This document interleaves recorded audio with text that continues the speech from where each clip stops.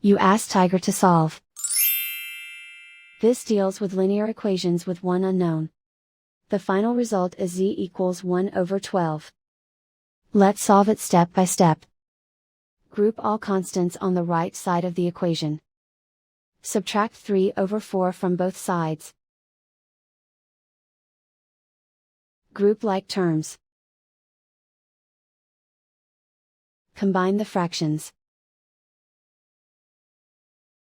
Combine the numerators. Reduce the zero numerator. Simplify the arithmetic. Find the lowest common denominator. Multiply the denominators. Multiply the numerators. Combine the fractions. Combine the numerators.